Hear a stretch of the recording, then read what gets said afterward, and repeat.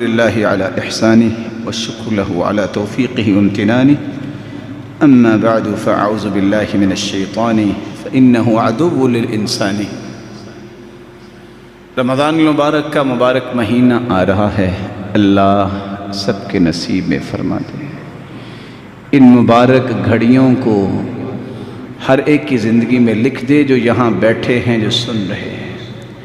اے اللہ، اس رمضان کی رونقیں اکٹھی کرنے اور اس کی رحمتیں اور برکات کو سمیٹنے کی طاقت اور قوت اور توفیق بھی ہمیں عطا فرما دے۔ مومن اللہ کے ہاں پسندیدہ ہوتا ہے، کوئی بھی حالات بن جائیں اللہ اسے محروم نہیں کرتے۔ کون سے حالات؟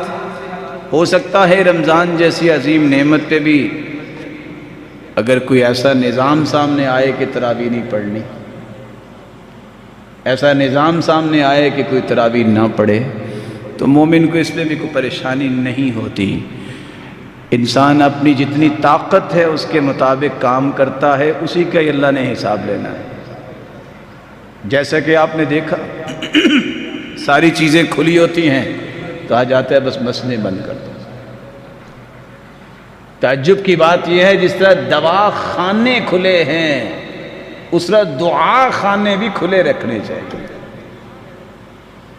جس طرح جسمانی ہاسپٹل کھلے ہیں اس طرح روحانی ہاسپٹل بھی تو کھلے رکھنے چاہیے۔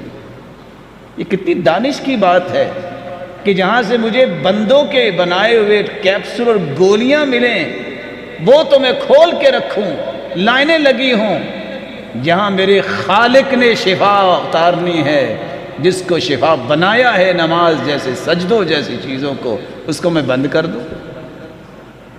اصل بات یہ ہے، یہاں دو باتیں سمجھنے والی ہیں جو میں آپ کی خدمت میں پیش کرتا ہوں۔ مومن کا عقیدہ اور منہج کیا ہونا چاہیے۔ 1400 سال کی تاریخ ہمارے سامنے ہے، طاعون بھی آئی، طرح طرح کی بیماریاں۔ اگر آپ البدایہ والنہایہ ابن کثیر کی پڑھ لیں، اللہ کی قسم آپ 2 صفحے پڑھ کے اس کو آگے جاری نہیں رکھ سکتے۔ ایسی ایسی وبائیں آئیں۔ 449 کے اندر جب وبا آئی ہے مصر میں، صرف وبا نہیں تھی، بھوک بھی ساتھ تھی۔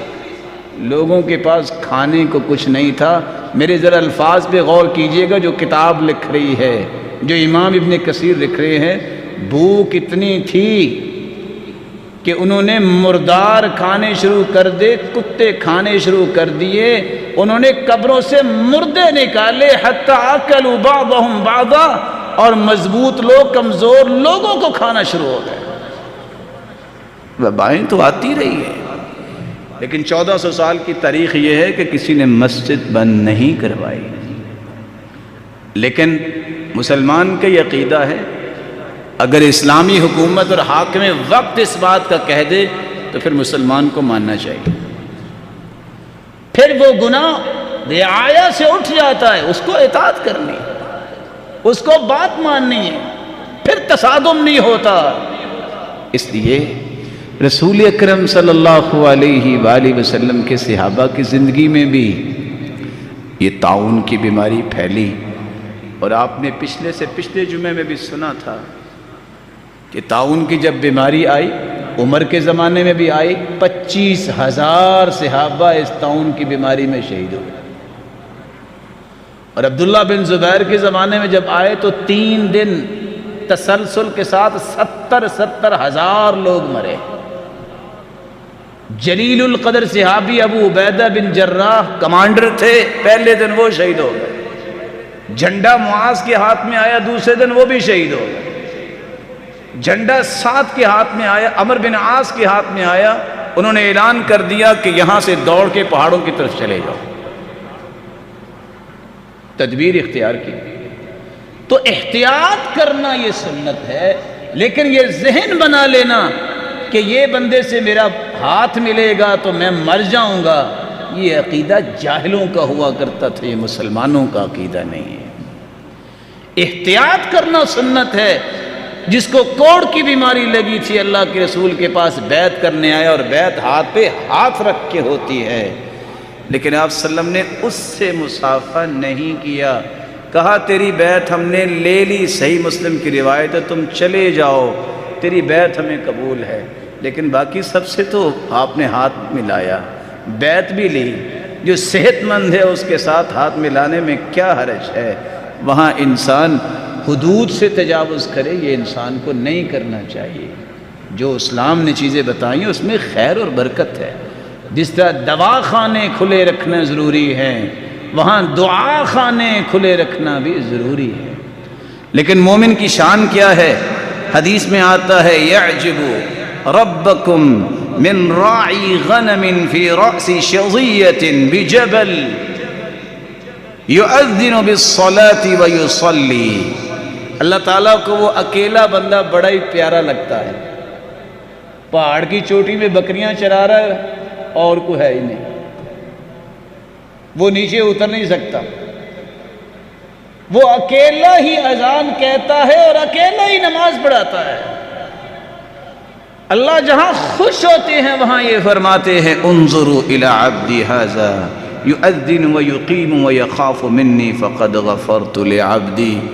میرے فرشتوں، کھربوں فرشتوں کو اللہ کہتے ہیں اس میرے اکیلے بندے کو دیکھو، اکیلا اذان کہہ رہا ہے، اکیلا اقامت بھی کہہ رہا ہے، جماعت بھی کروا رہا ہے، سارے فرشتوں گواہ رہنا میں نے بخش بھی دیا، ادخلتہ الجنہ، میں نے اسے جنت میں داخل کر دیا۔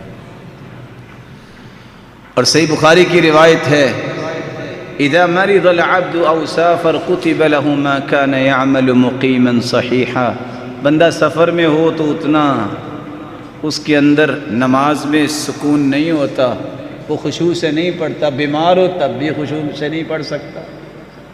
اللہ فرماتے فرشتوں سنو، انا قیدت عبدی بقید من قیودی، بیماری کی کڑیاں میں نے اس کو ماری ہیں، اس کی نماز تم نے وہی لکھنی ہے جس نے زندگی میں اپنے گھر میں رہ کے، یعنی اپنے ہی شہر کی مسجد میں، اپنے ہی علاقے میں رہ کے اس نے سب سے خوبصورت پڑھی ہے نماز، وہ لکھنی ہے تم نے۔ اب تو یہ بیمار ہے، اب تو یہ مسافر ہے، تو اللہ تعالیٰ نے ہر چیز میں آسانیاں کی ہیں۔ میری اللہ ذوالجلال سے دعا ہے اللہ امت سے اس مصیبت کو دور فرمائے اور امت کو اپنے اصل ہدف کی طرف سفر کرنے کی توفیق عطا فرمائے، اور ہدف اس وقت تک انسان کو ملتا رہتا ہے جب وہ اللہ سے جڑا رہتا ہے۔ جو اللہ ذوالجلال کے ساتھ جڑ جاتا ہے اللہ اس سے محروم نہیں کرتا۔ دیکھو معاشرے میں بھی کسی چودھری کے ساتھ کسی کا تعلق ہو جائے اس کا خوف ختم ہو جاتا ہے، کسی ڈیرے والے کے ساتھ الیک سلیک ہو جائے وہ بڑا سینہ تان کے چلتا ہے، اور جس کا تعلق اس رب سے ہو جائے اس کو بھی پریشانی ہے۔ کوئی پریشانی نہیں ہونی چاہیے۔ اللہ ہم سب کو، جتنے سننے والے سب کو ہر قسم کی وبا سے محفوظ فرمائے اور جنت الفردوس میں بھی ہمیں اکٹھا فرمائے۔ وآخر دعوانا